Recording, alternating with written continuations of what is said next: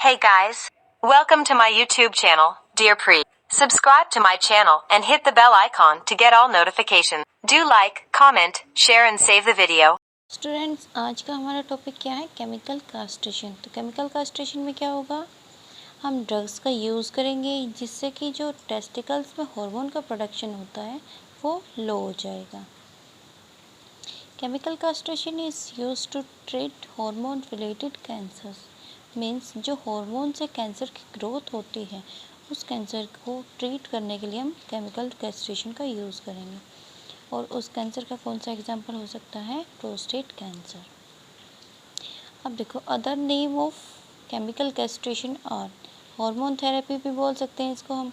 Androgen suppression therapy means जो testicles में androgens का प्रोडक्शन होता है उसको हम सप्रेस कर देंगे, या फिर डिप्रेस भी बोल सकते हैं, androgen depression therapy.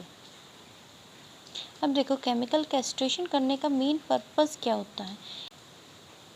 To lower the level of male hormones और एंड्रोजन। और एंड्रोजन्स मेनली कौन कौन से होते हैं? सबसे मेन तो टेस्टोस्टेरोन होता है। और टेस्टोस्टेरोन नियरली 90 to 95% टेस्टिकल्स में बनता है एंड रिमेनिंग टेस्टोस्टेरोन जो होता है वो किस में बनेगा? एड्रीनल ग्लैंड्स में। ठीक है, तो अगर हम केमिकल कैस्ट्रेशन कर देंगे तो जो 90 से 95% टेस्टिकल्स में टेस्टोस्टेरोन बन रहा है वो बनना बंद हो जाएगा, जिससे ब्लड में टेस्टोस्टेरोन और एंड्रोजन्स का लेवल कम हो जाएगा। ओके, अब इसकी हम वर्किंग देखेंगे। वर्किंग में LHRH हार्मोन जो होता है वो पिट्यूटरी ग्लैंड से रिलीज होता है। अब LHRH की फुल फॉर्म क्या है? ल्यूटिनाइजिंग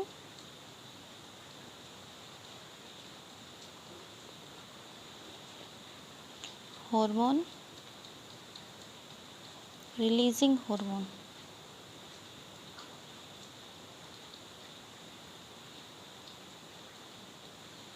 तो LHRH पिट्यूटरी ग्लैंड से रिलीज़ होगा। उसके रिलीज़ होने से क्या होगा?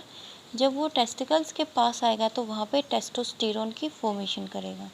ठीक है, तो टेस्टोस्टेरोन जब टेस्टिकल्स में ज़्यादा अमाउंट में बन जाएगा तो उसके बाद क्या आएगा? LHRH एगोनिस्ट आएगा।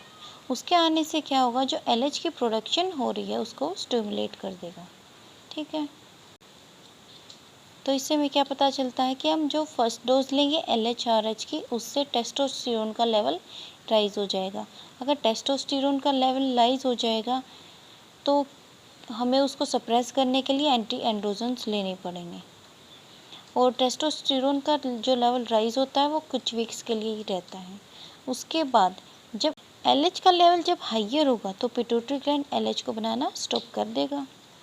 अगर पिट्यूटरी ग्लैंड में LH ही नहीं बनेगा तो वो टेस्टिकल्स के पास नहीं आएगा, और उसके पास नहीं आएगा तो वहाँ से एंड्रोजन जनरेट नहीं होंगे, तो एंड्रोजन्स की फॉर्मेशन नहीं होगी।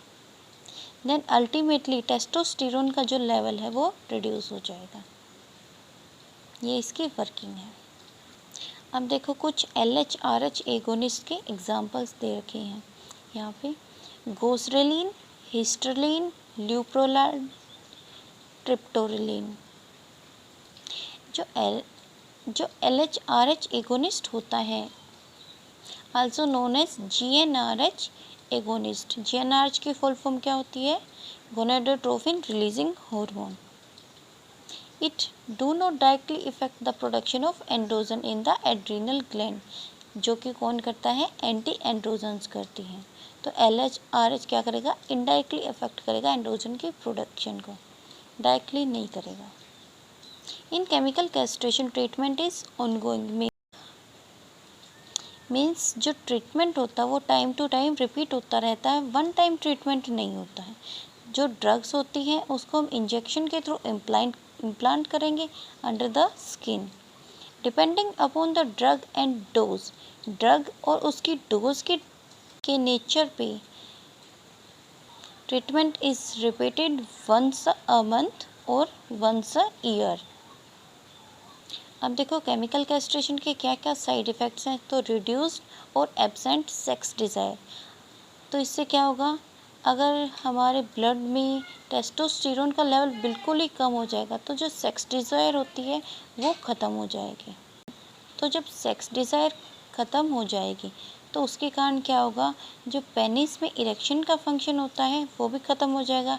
Erectile dysfunction, shrinkage of testicles and penis, muscles होती है वो फटीग हो जाएंगी, हॉट फ्लैशेस आने शुरू हो जाएंगे, and breast tenderness and growth of breast. मैंने पिछली वीडियो में भी बताया था कि जो फैट होती है वो ब्रेस्ट एरिया और हिप एरिया के अराउंड कलेक्ट होनी शुरू हो जाती है। तो अगर ब्रेस्ट टिश्यू की मेल में ग्रोथ हो जाएगी तो उस कंडीशन को हम क्या बोलेंगे, gynaecomastia, presence of breast in the mails. अगर कैस्ट्रेशन का ट्रीटमेंट हम लॉन्ग टर्म देंगे तो उससे क्या होगा, osteoporosis, impaired glucose, depression, loss of muscle mass, infertility, anaemia and weight gain. अब देखो एक सर्वे के अकॉर्डिंग क्या पाया गया कि जो मेन